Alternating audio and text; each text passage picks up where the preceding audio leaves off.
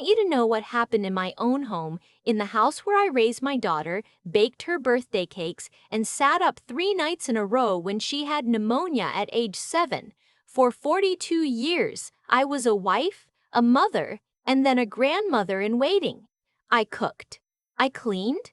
I showed up. I never once asked to be repaid for any of it. Because I thought that was just what love looked like. I was wrong.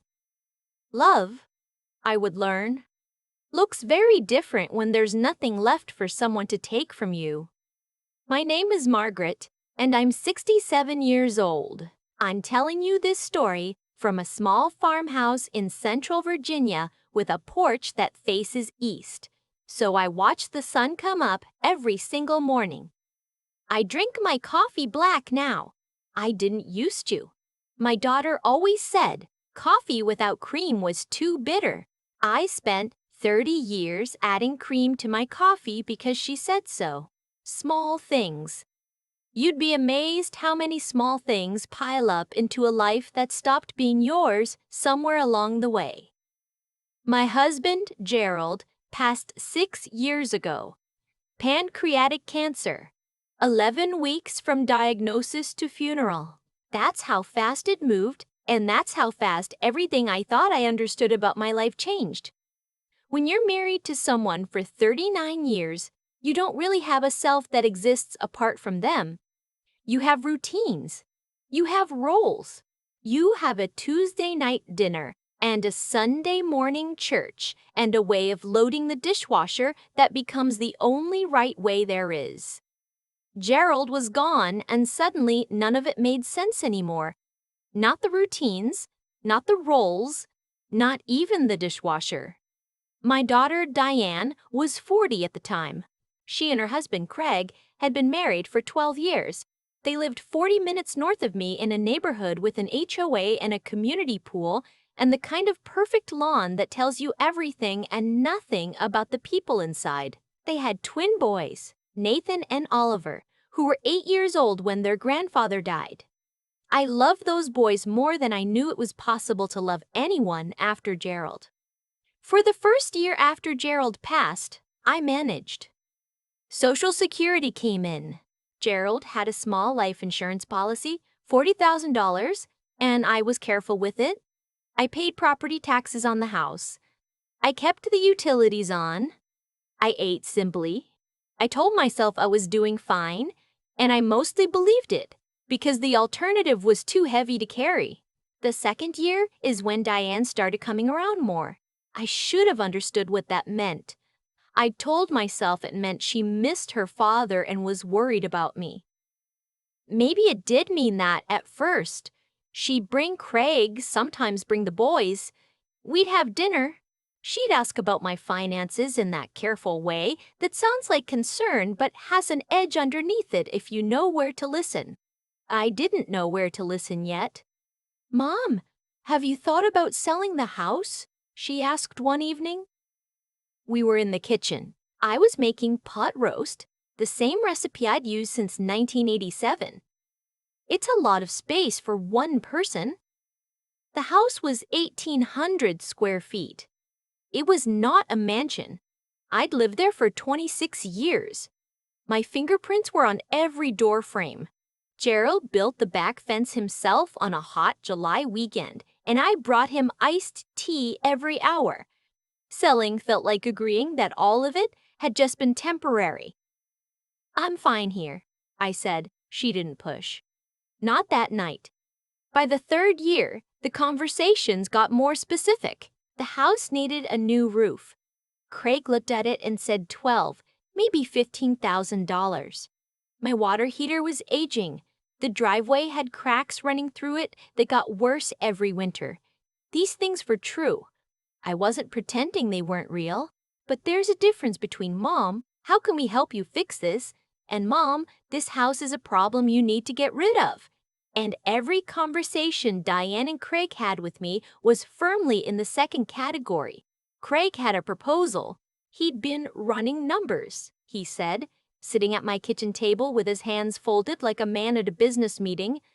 The house was worth about $280,000. maybe $290 on the current market. If I sold, I could pay off the remaining $40,000 on the mortgage, clear some other expenses, and have money left. Then I could move into their basement. They'd converted it the year before. It had a bedroom, a small bathroom, a kitchenette. The boys would love having me close. Diane would feel better knowing I was safe. I should have said no that night.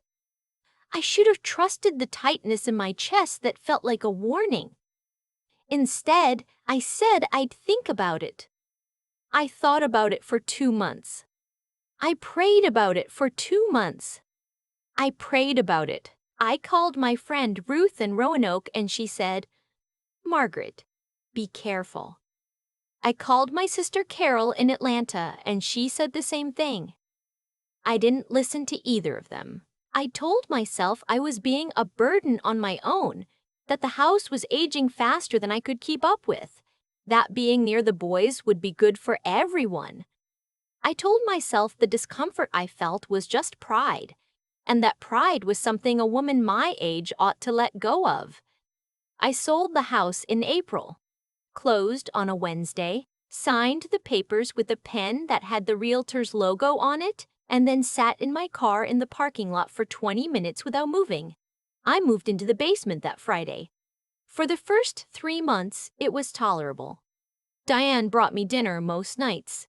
The boys knocked on my door and I helped Nathan with his reading and taught Oliver how to make scrambled eggs. I felt useful. I told myself this was a reasonable trade, independence for proximity, space for safety. I convinced myself the tightness in my chest had been pride after all, and I'd done the right thing. Then Diane got pregnant. She told me on a Sunday morning in October, and she was radiant and happy, and I was genuinely glad for her. A new baby, another grandchild. I held her hand at the kitchen table and we cried a little, the good kind of crying. What I didn't know was that she and Craig had been planning this for over a year, and that their plan included me leaving the basement. They told me on a Thursday evening. Craig did most of the talking. He was calm about it, which was almost worse than if he'd been angry. The nursery, he explained, needed to be on the main level, because Diane's obstetrician had mentioned she might need to be careful about stairs in the 3rd trimester. The basement was the only room with a proper closet they could convert. They needed it back. I asked where I would go. Diane looked at the table. Craig said they'd looked into a senior living community about 8 miles north. It wasn't a nursing home, he clarified quickly, more of an independent living situation. Studio apartments. Meals available in a common dining room. Other women my age. He slid a brochure across the table. I picked it up. My hands were steady. I don't know how they were steady, but they were. The monthly cost was listed on the back page, $2,400 a month. My Social Security check was $1,600 and Tyner. I pointed that out. Craig said they'd help bridge the gap for the first few months just until I got situated. I did not ask what getting situated was supposed to mean when the gap didn't close and the help ran out. I didn't ask because I already knew they hadn't thought that far ahead, or if they had, they decided it wasn't their problem to solve. I had 30 days, Craig said. The baby was due in 5 months. 30 days was more than enough time. I went downstairs and sat on the edge of the bed that used to feel temporary and now felt like the last solid thing I had. I was 64 years old. I had $1,610 another. I had a suitcase and several boxes and a set of dishes I'd kept from the house. And I had the specific, clarifying feeling of understanding something you should have understood years earlier. I called Ruth that night. She was quiet for a long time after I told her. Then she said, "Come stay with me while you figure this out." I drove to Roanoke with my car packed to the headliner and 2 garbage bags in the back seat because I'd run out of boxes. Ruth lived alone in a 2-bedroom house, and she put me in the spare room and didn't ask me for anything except to be okay. I stayed 3 weeks. applying for senior housing in 2 counties, calling around to apartment complexes, trying to understand what my options actually were when you were 64 with a fixed income and no savings. Because the proceeds from the house had gone to the mortgage payoff and the moving costs and 3 months of that basement living arrangement. That was when I went looking for Gerald's papers. I had a large plastic bin I'd carried with me from the house to the basement to Ruth's spare room, labeled in Gerald's handwriting from years ago. Important. Do not throw. I'd never gone through it properly. After he died, I'd kept it closed because opening it felt like a conversation I wasn't ready to have. In those 3 weeks at Ruth's, I finally opened it. Most of it was what I expected. Insurance paperwork, car titles for vehicles we no longer owned, the deed to the Virginia house, the one I'd sold, our marriage certificate, my children's birth certificates, report cards from 1987 that I had no memory of saving. Underneath all of it, in a manila envelope that had been sealed with masking tape and labeled in Gerald's handwriting, "Margaret, read what you need to was something I had never seen before. My heart did something strange when I picked it up. Gerald had been methodical and quiet about everything. He fixed problems before he told you about them. He saved things you didn't know needed saving. I recognized his handwriting on that envelope, and I sat very still for almost a minute before I opened it. Inside was a letter, and underneath the letter other documents I couldn't immediately make sense of. Gerald's letter was 3 pages, handwritten, dated 4 months before his diagnosis. He wrote the way he talked, careful, plain, without decoration. He said he'd been doing some reading about what happened to women when they were left alone, financially, later in life.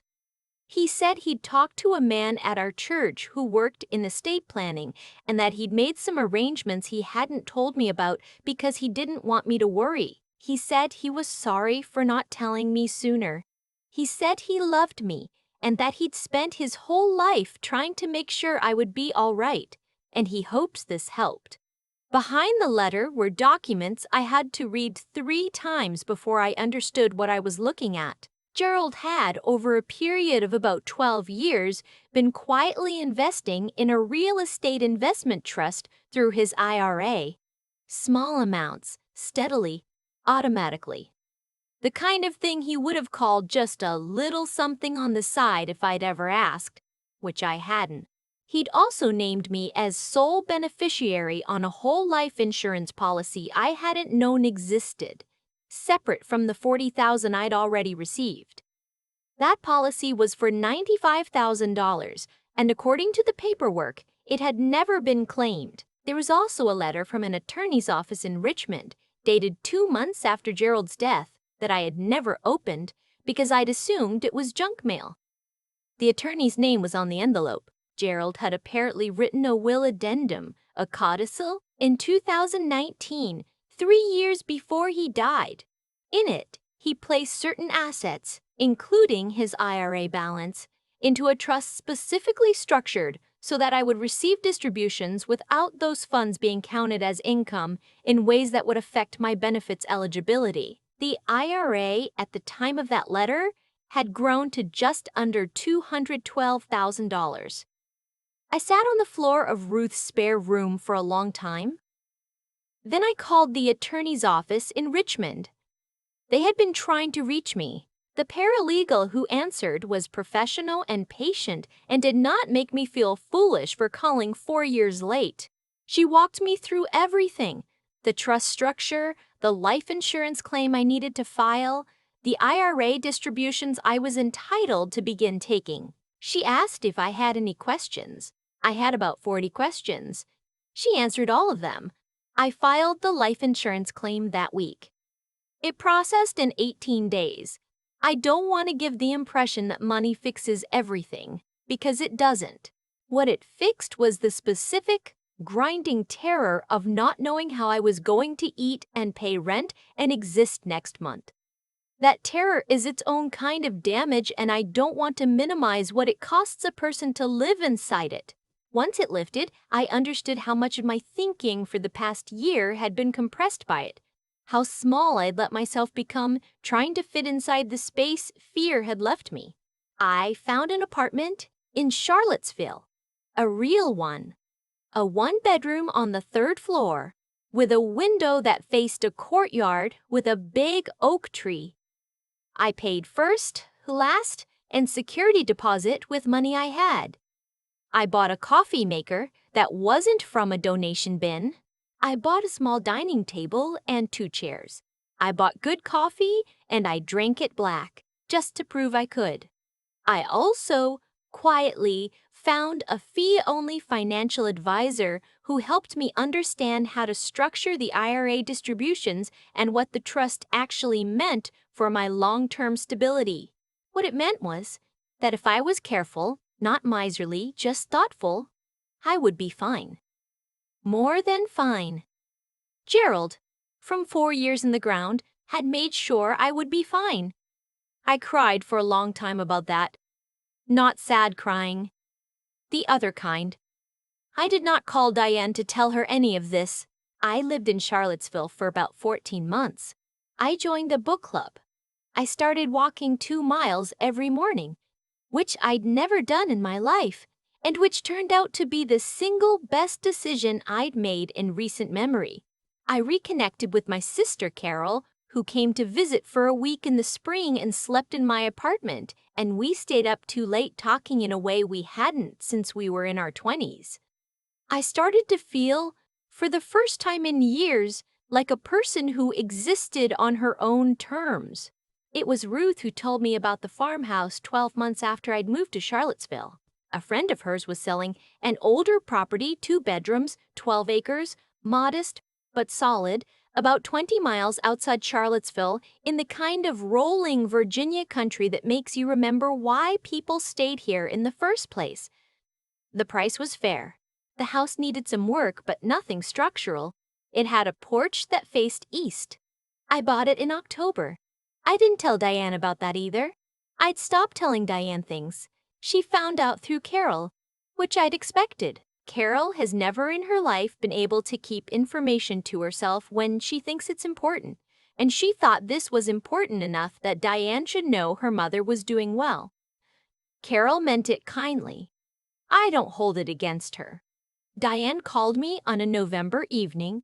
I was on the porch with my coffee, watching the last light go out of the sky. I almost didn't answer. "Mom," she said, and her voice had a texture I recognized from when she was small and had done something she felt bad about. "I heard you bought a farmhouse." "I did," I said. Silence. Then, that's really great, Mom. I'm glad you're doing well."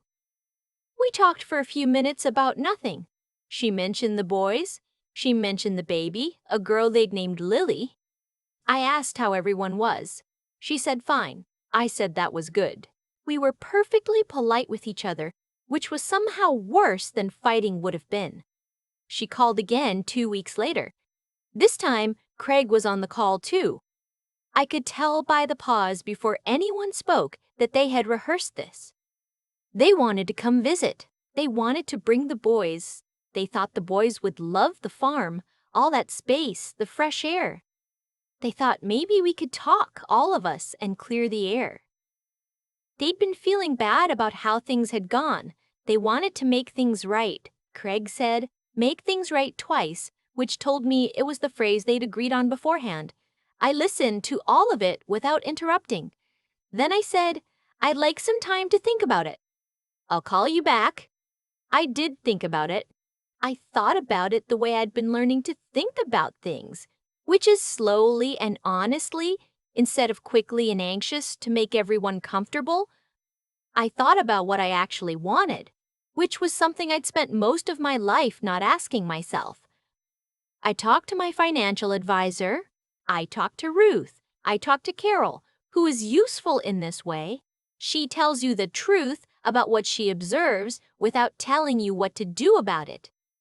"She seems sorry," Carol said, "but I think she was also surprised that you didn't need her." That was the truest thing anyone said to me in that whole period. I called Diane back on a Sunday afternoon.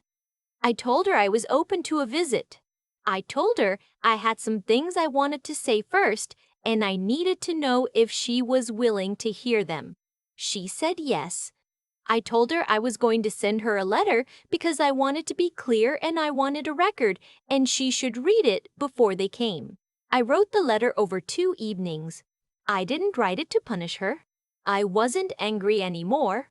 Not the hot kind of angry. I was clearer-eyed than I'd been in years.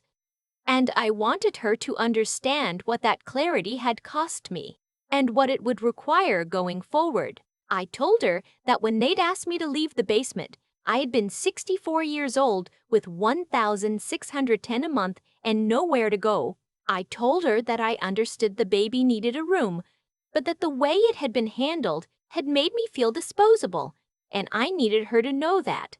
Not to assign blame, but because I would not pretend it hadn't happened. I told her that I had rebuilt my life without her help, and that I was proud of that, and that going forward any relationship between us would need to be between equals who respected each other's autonomy. I told her I loved her. I told her that love did not mean unlimited access, and it did not mean I would shrink myself to make her comfortable, and it did not mean the past was something we could simply skip over. I told her I was open to a new chapter, but a new chapter starts where the last one left off, not pretending the last one didn't happen. She called after she read it. She was crying. I let her cry. I didn't fix it for her. She said, I didn't realize how scared you must have been. I said, I know. She said, I'm sorry, Mom. I'm really sorry. I believed her. I also knew that sorry was a beginning, not a resolution, and I told her that gently. They came to the farm on a Saturday in December. Deanne and Craig and the 3 boys. Nathan and Oliver, now 11, and Lily, who was 4 months old and had dark eyes and Gerald's exact expression of quiet watchfulness. I held Lily on the porch while the boys ran across the back field toward the tree line, yelling at each other about something I couldn't hear. Craig stood near the fence, looking a little lost, the way men look when they understand they've behaved badly and don't know what to do with their hands. Craig apologized to me directly, without Craig's usual smooth delivery. It came out uneven and honest sounding, and I appreciated it more for that. I made dinner. We ate at the big table I'd bought for the dining room. The boys ate 3 helpings each. Lily slept in her carrier on the couch. After the boys had gone to watch something on the television and Craig had taken Lily for a walk around the property, Diane and I sat at the kitchen table with our coffee, mine black. She'd stopped asking me to add cream. This house is beautiful, Mom, she said. I know, I said. I love it. She looked out the window toward the back field. The boys were dots at the edge of the tree line. I didn't know you were this capable, she said, and then she winced a little at how that sounded. I didn't let her take it back. You didn't know because I didn't know, I said. I'd spent 40 years making myself small enough to be manageable. Turns out the real me needed a little more room. She laughed, the way people laugh when something is true and a little painful. I laughed, too. We are not the same as we were. I don't expect we ever will be. There's a version of the story where I forgave everything immediately and we all moved forward in warmth and closeness, and I won't pretend that version isn't appealing. But I think a clean forgiveness that skips the work is just another way of making yourself small to keep the peace, and I've done enough of that. What we have now is something more careful and more honest and, I believe, more real. Diane calls twice a week. The boys come to the farm for a weekend once a month, and I teach them things. Oliver is learning to cook now, seriously learning, and Nathan has taken an interest in the small vegetable garden I started in the spring. Craig is better with his hands than I expected. He repaired the back fence last summer, and I brought him iced tea every hour, the way I used to bring it to Gerald, and I think he understood what that meant. I still drink my coffee black on the east-facing porch every morning. The sun comes up over the ridge and lights everything the same gold color. The field and the fence and the old oak at the edge of the property that was already there when Gerald and I were young. I think about him sometimes. About the envelope in that plastic bin. About a man who quietly spent 12 years making sure his wife would not be left without options. I don't need rescuing anymore, but it matters to me that he tried. It matters that someone who loved me thought carefully about what I might need when he was gone. Sometimes I think about all the women who don't have an envelope, who sell their houses and move into basements and accept brochures slid across the kitchen table because they believe the discomfort they feel is just pride. I was almost that woman. I was that woman for a while. What I want to say to her is that tightness in your chest is not pride. That is your life telling you something. You owe it to yourself to listen. I learned that later than I should have. I'm learning it still. But I'm learning it on my own porch with my own coffee in my own house. And that, after everything, feels like exactly enough. I think about that plastic bin sometimes.